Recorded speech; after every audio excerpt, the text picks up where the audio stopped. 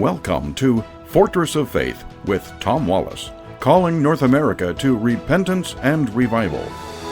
Welcome back once again to the Corner of Truth and Courage. You're listening to Fortress of Faith. This is Tom Wallace. I want to throw the spotlight on CAIR, the Council of American Islamic Relations. I've not talked about them in a long time. I don't know how long it's been, but I remember when I started this broadcast, it was common that we would take a bite out of crime, so to speak, and throw the spotlight on this group and expose the dangers of this group here that's operating in America. They're usually very careful, very guarded in what they say, because, usually what they say in close meetings are very explosive, and occasionally we get transcripts of that. And such transcript has just been released, okay? The Florida leader, here, this is going to be a Muslim, of course, Hassan Shebly. I don't know who this person is. I've been in some of the offices in the CAIR offices in Florida. I think they have about 6 offices throughout the state. The one I've been in is over in Tampa Bay. I'm not sure where this person is located, but they had a meeting here recently, and here's what the executive director of CAIR for Florida had to say. Have we, in a meeting, have we asked ourselves this question: why are we living in the United States? The only answer, I believe, is excusable or justifiable, is if we are living here to shift this country's political direction and spiritual direction together. So here's a key guy of CAIR, the Council of American Islamic Relations, which is they are filled with lawyers. They have offices just a block away from the nation's capital of our Congress.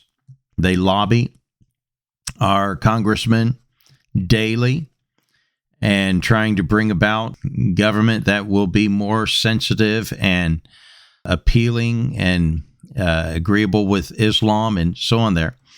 So here he is admitting that really the only excusable or justifiable reason why we're here in this country is that if we're here, and the reason we're here is to shift this country's political direction and their spiritual direction. Wow. Doesn't that tell you a lot? That tells you what they are really here for. They don't want America to remain America. They don't want the constitutional laws. They don't want the religion that we've got here, which is Christianity. They don't want freedom of speech. Now, they're interested in freedoms. I think it was Prime Minister of England, Winston Churchill, who said it's interesting about Muslims, or they called them the Mohammedans back in his day, that when they're in the minority, they're very concerned about minority rights. However, when they're in the majority, there are no more minority rights. And what a keen insight that Prime Minister Winston Churchill had of the situation about Islam and their movement. Here's what another board member said not too long ago, Ishan Bagbi. Now, he's a national board member of CAIR. Okay, this isn't just a nobody. This is somebody high up in their organization. He said, ultimately, we can never be full citizens of this country because there's no way that we can be fully committed to the institutions of this country. We can be citizens in the sense that we try to influence American policy. Wow. We can't be citizens here. We can't be full citizens. That's, that would be problematic with our faith, with Sharia and all that. We can be citizens. In other words, we can be partially citizens in the sense that we're trying to influence American policy. We're here to change it. Now, here's what one of the co-founders of CAIR said back in 1998. Now, I've quoted this many, many, many times. This is an old statement, but very revealing. And he's tried to deny that he made that. But fortunately, Lisa Gardner, who was of the San Ramon Valley Herald, she was in the meeting. She's with a local newspaper down there in California. And she has a recording of him saying that. So, it was a private event. Yeah, she wasn't supposed to be there, but she was, and they got caught. And it was on the 4th of July of 1998, Independence Day, and here's what he said. Islam isn't in America to be equal to any other faith, but to become dominant. The Quran should be the highest authority in America, and Islam the only accepted religion on earth. Let me say that again. Let that sink in to what you need to understand what I'm trying to say. The enemy is not at the gates. The enemy is in the chicken house. Here's what he said. Islam isn't in America to be equal to any other faith, but to become dominant. The Quran should be the highest authority in America, not the Constitution, not the Bible. Oh, no, the Quran, the highest authority in America, and Islam, the only accepted religion on earth. I mean, we're not trying to just take America. We want the whole ball. We want this place that we call Earth. The only religion on earth, Islam. Now, the thing is that these people would deny this stuff. They say that they are for American relations and Islam and blending and merging and melting together. They want to have services with other churches, with other religions, and multi-religious meetings and stuff there. But you never have, they're glad to come into Christian churches and offer their prayers and read their holy book. But I've never heard once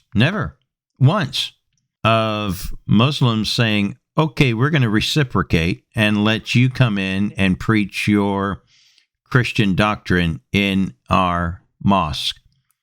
They wouldn't have it. But they're happy to come in and spread their message in our places of worship. Here's another director of CAIR, National Director, Niad Awad. He said this back in, now these remarks are a bit old, 2006. He says, I'm in support of Hamas, of the Hamas movement, more than the PLO. And he tries to explain away their support of Hamas. Hussein Ayalusi, the executive director of CAIR from Greater Los Angeles, said, he compared Israel to Nazi Germany and said Israel does not have the right to defend itself. Yeah, calling Jews Nazis. That's rich. Who'd ever think that someone would ever go to that length? Here's what their national communication director, Ibrahim Hooper, he's not with them anymore. He's laid too many eggs and said things he shouldn't be saying, but he repeatedly made statements suggesting that America will eventually become a Muslim majority country governed by Islamic principles. Well, that's their goal. That's their dream. That's what they want. And we better wake up. I've been, beating this drum for about 15 years on the radio now, and trying to wake up America, saying, "Hey, do you know the trouble we're heading into? Look at Europe.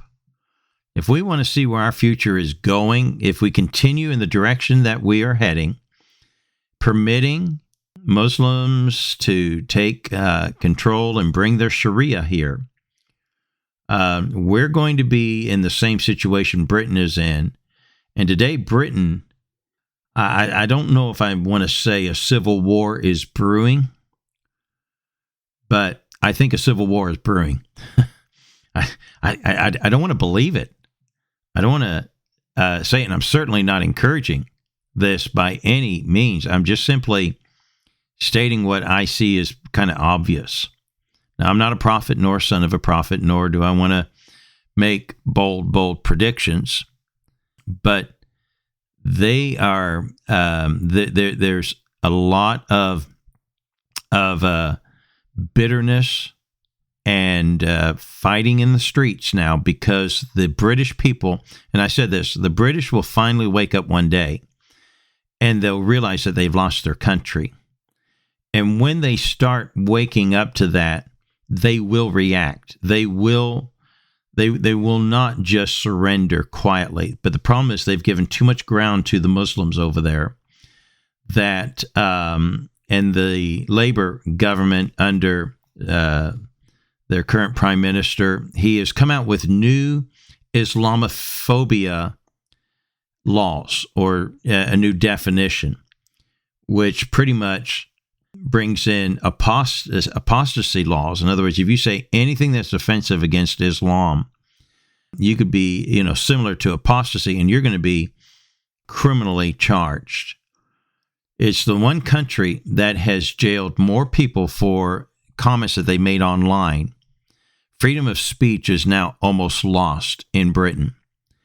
And largely due to the fact that the Muslims are fighting for that. We don't want them saying what they're saying about Islam, and we must protect that. And so the British government has been kowtowing to that, and they're in big trouble. Could that happen here in America? Absolutely, because I believe that the Democrats are as self-minded in that area. That's why the Muslims are working with the Democrats, because they feel they've got a political party that will do what the British Labour Party has done for them over in Britain and other places of Europe. Well, Europe's beginning to wake up. We better wake up, and we better take a stand. If not, we're going to lose our country. And I've been saying this because I believe God's bringing judgment upon us. Judgment for our sin. The real issue really isn't political issues. The real issues are spiritual issues. We've rebelled against God, and God is saying He's given us up to our own ways. And as much as we may like what Trump is doing there, Trump is not the Savior. Our hope is not in a political party. Our hope is in Jesus Christ. And we better wake up to that. Well, folks, before we close, let me say to you, we are now in the spring season, and that means it's time for our fundraising appeals to you there in the spring and in the fall, and a small one at Christmas. We try to make these appeals there. Without your giving, we cannot continue on the radio. In fact, we almost lost one of our major stations, and so the need is real. And what really helps is people supporting us on a monthly basis, giving periodically from their card. We can set up, and you can do it for yourself easily, securely online at our website, fortressoffaith.com, fortressoffaith.com. But if you want to give a one-time donation, please give us a call today. The number is 800-616-0082. Again, the number is 800-616-0082 if you want to give a check. And if you don't know our address, it's on our website. But if you want our address, please give us a call. We'll be glad to tell you how to send us a check. We do have an address in Canada as well as here in the United States. And again, our number to call is 1-800-616-0082. God bless you, and I hope you join us again tomorrow at the corner of Truth and Courage.